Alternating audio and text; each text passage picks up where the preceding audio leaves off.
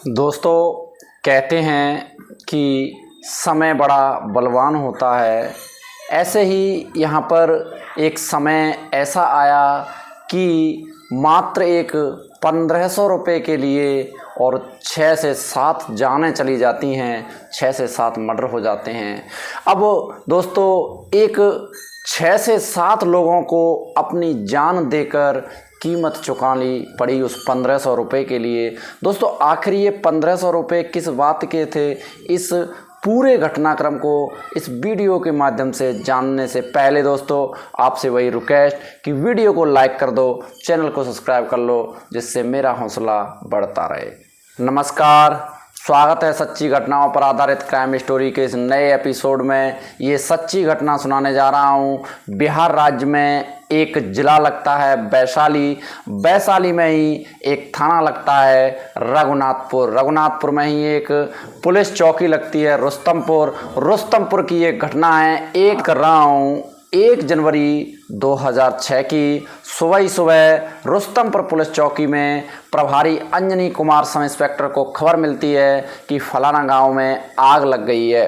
और वो आनन फानन में वहां से निकलते हैं, पहुंचते हैं उस गांव में, जाके देखते हैं अपने टीम पुलिस वालों के साथ।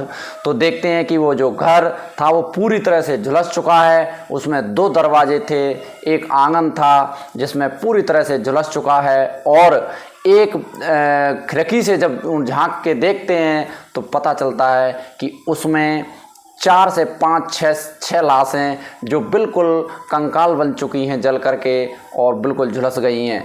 उधर जो विजेंद्र कुमार महतो थे, इस घर के जो मुखिया थे, वो 40 से 50% जल चुके हैं और वहाँ गांव वालों ने उसको पूर्ण बचाने की कोशिश की, लेकिन वो 40 से 50% झुलस चुके हैं। उसके बाद उनको प्राथमिक उपचार केंद्र रघुनाथपुर में एडमिट कराया जाता है, और एडमिट कराने के बाद वहाँ से उनको पटना मेडिकल कॉलेज में भर्ती कर दिया जाता है रेफ़र करके, और वहाँ उसका इलाज शुरू कर दिया जाता है।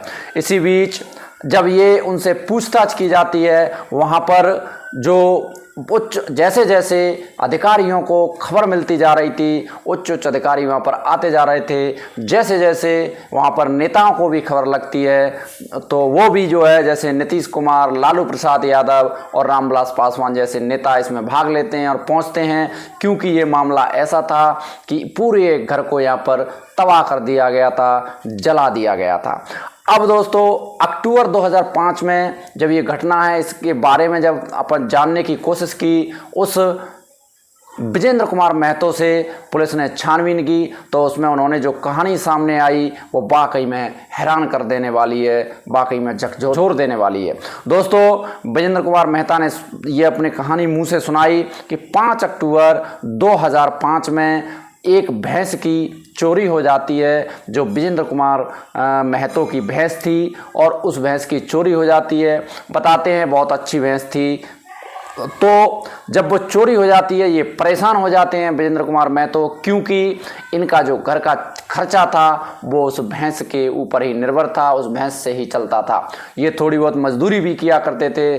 परिवार इनका बड़ा था, इन पर पूरे परिवार की भरण पोषण की जिम्मेदारी थी, क्योंकि घर में 3 बच्चे व 2 बेटी थी जो इनका भरण पोषण ये करते थे, और इनकी पत्नी थी।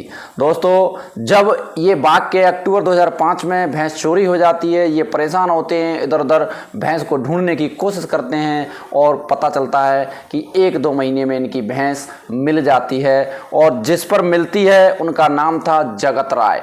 जगत राय पर जब इनकी भैंस मिल जाती है, उसमें जो ढूंढने का इनका जो खर्चा आया था भैंस को, उसमें लगभग इनके 1500 रुपये इन्होंने ऐसा बताया कि मेरे खर्च हुए हैं। उस पर ये एक पंचायत जोड़ते हैं, क्योंकि पहले जो फैसला हुआ करता था वो आदमी पहले पंचायत के माध्यम से ही किया करता था। उसके बाद जब पुलिस चौकी या वगैरह वगैरह जब वहाँ फैसला नहीं होता था तो पुलिस चौकी में जाया करता था।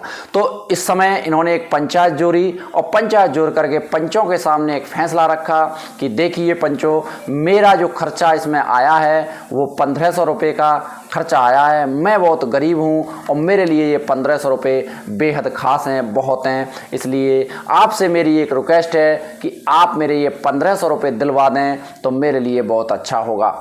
अब पंचों को इसका फैसला जो विजेंद्र कुमार महतो थे उसका अच्छा लगता है और वो कहते हैं जो जगत राय थे उससे और उसके जो साथी थे उनसे कि आप इनके लिए 1500 रुपये दे दिए जाएं और फलाना तारीख को तारीख मुकर्रर कर देते हैं, और अगर आप ऐसा नहीं करते हैं तो दोबारा आपके साथ कड़ा जो है प्रबंध कार्रवाई की जाएगी, आपके साथ कड़े नियम लागू होंगे।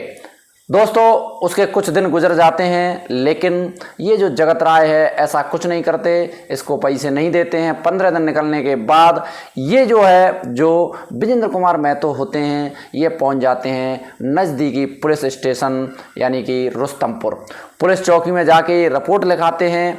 अब जब रिपोर्ट लिखाते हैं तो इनके परिवार के भी नाम होते हैं और इनके भी नाम होते हैं, क्योंकि ये जो जगत राय थे वो बहुत दबंग आदमी थे, पैसे वाले थे, लेकिन इधर ये विजेंद्र कुमार महतो था, ये बेचारा गरीब था। अब इधर ये लगातार इस पर दबाव बनाया जाता है विजेंद्र कुमार महतो पर कि आप अपनी रिपोर्ट वापस ले लो, नहीं तो आपके लिए अच्छा नहीं होगा, और इस पर प्रेशर बनाया जाता है। लेकिन ऐसा कुछ नहीं होता। उस 15 दिन के बाद एक दिन 31 दिसंबर 2005 को रात के लगभग 1 बजे एक घटना घटित होती है, जिसमें विजेंद्र कुमार महतो व उसके कुछ साथीगण, लगभग बताया जाता है कि 7 से 8 साथीगण थे, जो आते हैं अचानक और इस विजेंद्र कुमार महतो के घर में प्रवेश करते हैं। उस समय ये बाहर भैंस का जो बरामदा था उसमें सोए हुए थे और इनके बीवी बच्चे अंदर सोए हुए थे।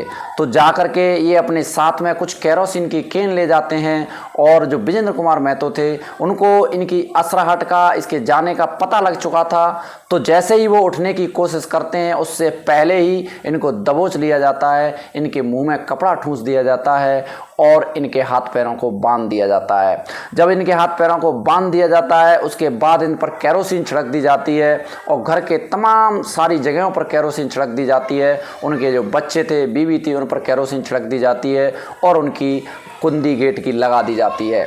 उसमें दोस्तों उसके बाद इनमें आग लगा दी जाती है। जब ये आग लगती है अब धुआंधार ये जलने लगते हैं, आग आगे बढ़ने लगती है, पूरे घर में फैलने लगती है। उसके बाद ये तड़पने लगता है, लेकिन इसका विरोध करे तो कैसे करे, क्योंकि वो उस स्थिति में थे नहीं, उनके मुंह में कपड़ा लगा था, हाथ पैर बंधे हुए थे।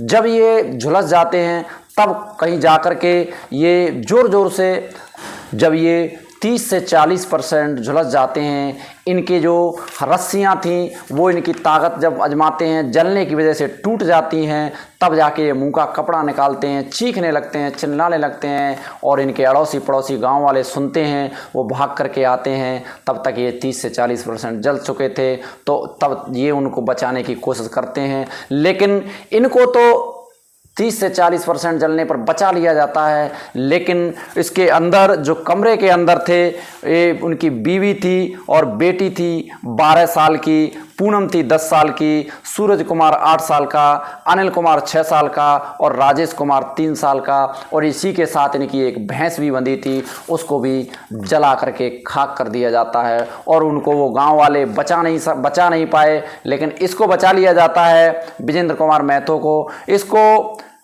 प्राथमिक उपचार केंद्र रघुनाथपुर में भेज दिया जाता है। उसके बाद इसको पटना मेडिकल कॉलेज में भर्ती कर दिया जाता है।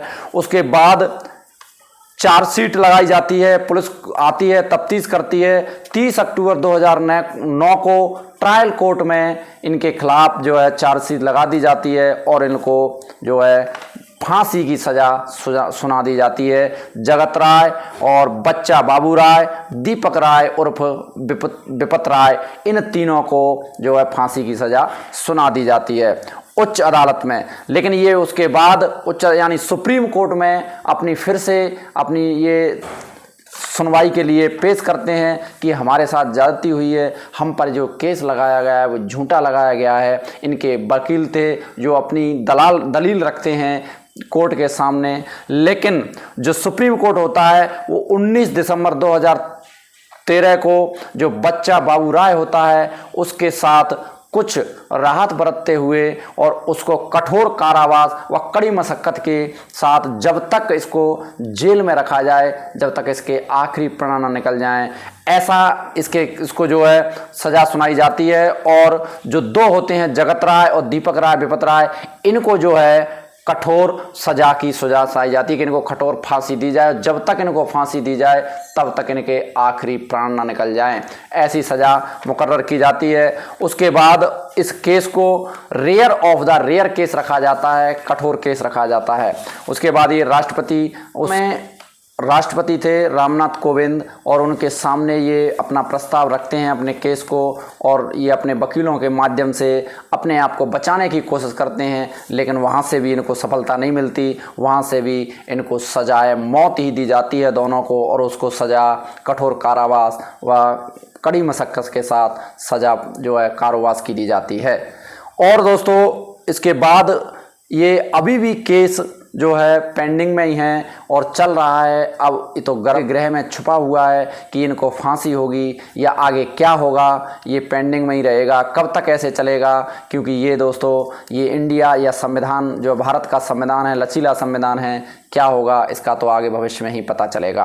दोस्तों इस पूरे घटनाक्रम को सुनाने का उद्देश्य किसी को परेशान करना या किसी को दिल दुखाना नहीं है, बल्कि आपको एक सच्चाई से रूबरू कराना है, आपको एक सच्चाई से बताना है।